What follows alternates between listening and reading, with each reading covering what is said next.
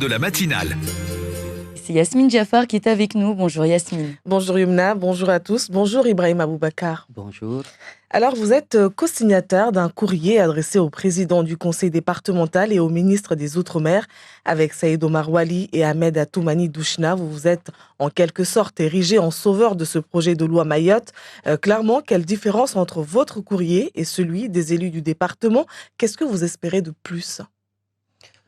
Dans cette démarche, nous avions souhaité, c'était le 27 janvier 2022, constatant que les choses allaient dans l'impasse, nous avions souhaité lancer un appel à la fois au gouvernement et au conseil départemental pour qu'ils continuent à discuter. Le contenu de ces propositions n'invente rien dans le processus. Nous sommes partis des propositions du Conseil général en date du 25 mai 2021 que chacun peut trouver dans le site internet du Conseil général. C'était sa contribution initiale à ce projet de loi, ainsi que des différentes correspondances que les élus de Mayotte ont adressées durant toute cette période au gouvernement, d'une part, avec les propositions de l'association de maires. Et d'autre part, nous avons pris le projet de loi qui est arrivé et nous avons comparé les deux. C'est l'objet de l'annexe et des 8 points qui sont dans cette annexe. Et dans cette comparaison, on a regardé les points de divergence. Et nous avons proposé aux deux parties des solutions pour continuer à discuter, pour surmonter ces divergences, aboutir à un compromis, si tant est que les intéressés le souhaitent.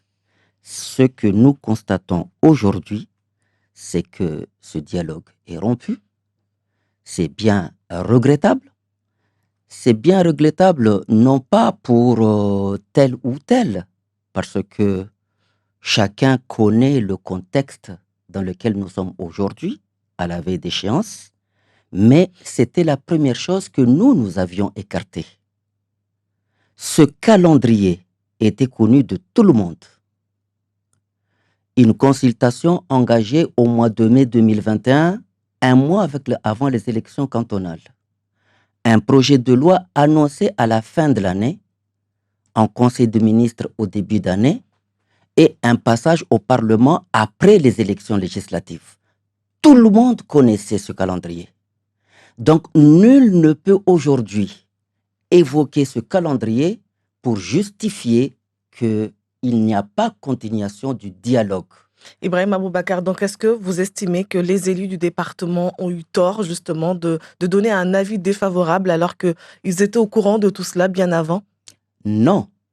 Notre démarche, nous trois, ne consiste ni à critiquer les uns et les autres, ni à donner de leçons aux uns et aux autres, et à appeler les deux parties dans un esprit de sincérité, s'ils ont la sincérité, dans un esprit de volonté, s'ils ont cette volonté, en évitant les faux semblants, les faux fillons et les faux débats, de manière à ce qu'ils continuent le dialogue et aboutissent à un consensus. N'oubliez pas, madame, que dans ce processus, la population a été appelée à contribuer. Et encore une fois, elle a contribué massivement. Ce n'est pas la première fois que la population est appelée à contribuer. Donc, le plus grave dans cette affaire, c'est qu'on oublie la population, c'est que la population peut être découragée, ne plus avoir confiance aux décideurs, et ce désamour avec la démocratie, avec les décideurs, ne peut que augmenter.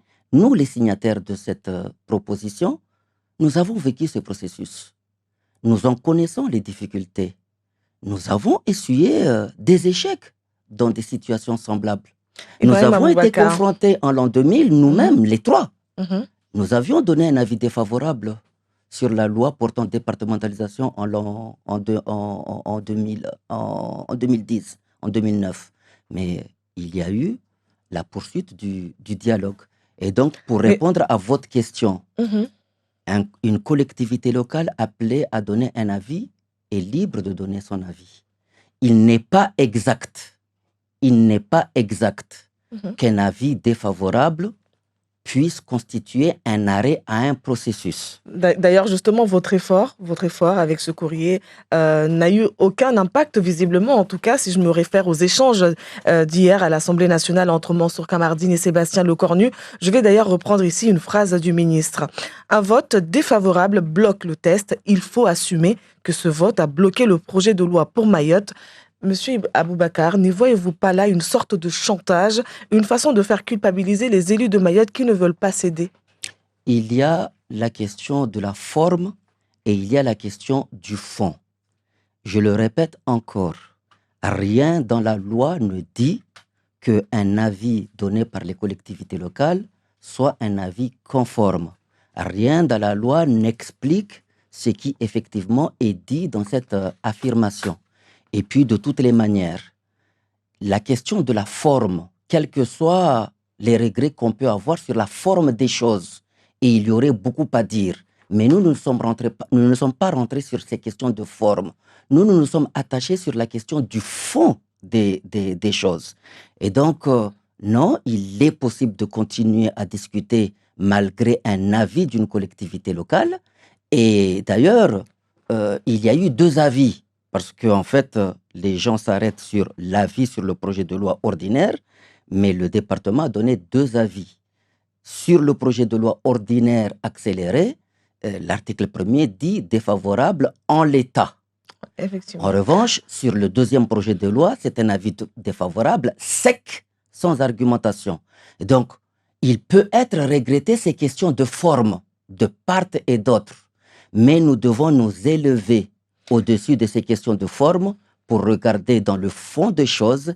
Et pour répondre à la deuxième partie de votre question, quand vous nous demandez est-ce que nous avons le sentiment que notre démarche n'a servi à rien, non, pas tout à fait, puisque lorsqu'on regarde la très longue interview du ministre qu'il a donnée dans le journal France Mayotte Matin, je crois, nous avons pu constater qu'un certain nombre des pistes, pas toutes, ont été repris, en tout cas partiellement, par le ministre pour avancer. À qui profite ce dialogue de sourds? Parce que le bras de fer continue. Benissa Osseni, d'ailleurs, n'a pas tardé à répondre dans un communiqué.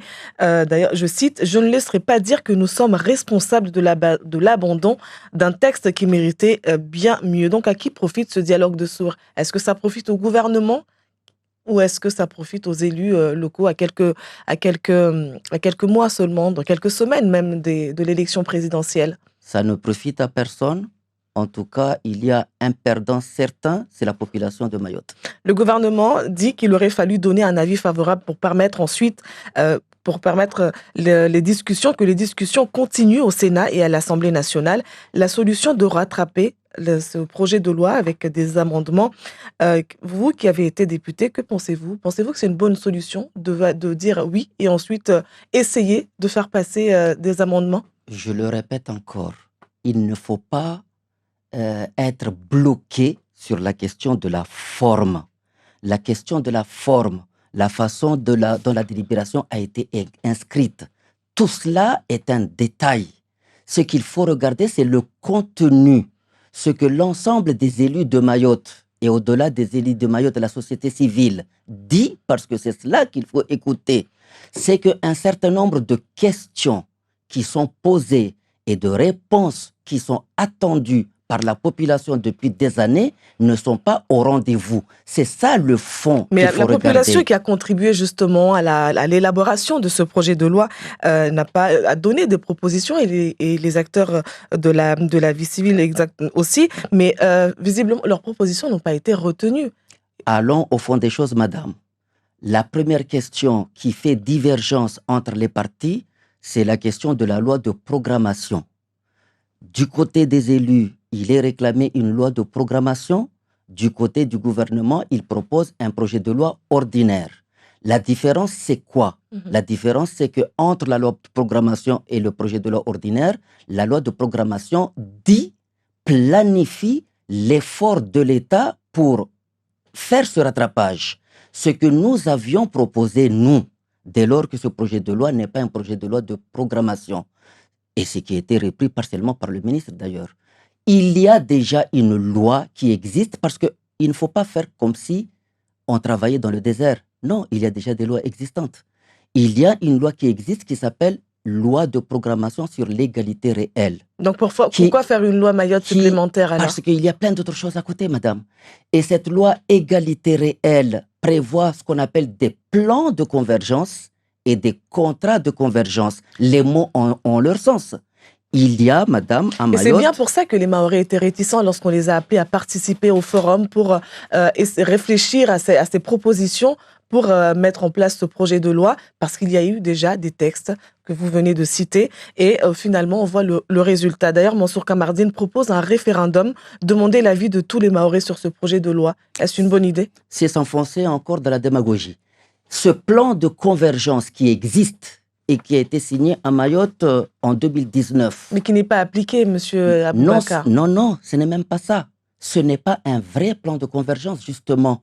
Parce que si ce plan de convergence a été élaboré avec des réponses de convergence, on n'en serait pas là aujourd'hui. Une succession de plans, une succession de propositions de loi, mais visiblement, il y a zéro résultat. Exactement. Si aujourd'hui, l'idée de convergence, de développement est accélérée et au rendez-vous, le gouvernement peut s'appuyer sur les outils existants pour élaborer avec le Conseil général un vrai plan de convergence sans attendre une nouvelle loi. De la même manière que pour les droits sociaux, pour la convergence des droits sociaux, les outils qui existent aujourd'hui, rien n'interdit au gouvernement de lancer cette concertation pour aboutir à une date de convergence. Ce qui manque dans cette date de convergence des contrats des droits sociaux, c'est une décision.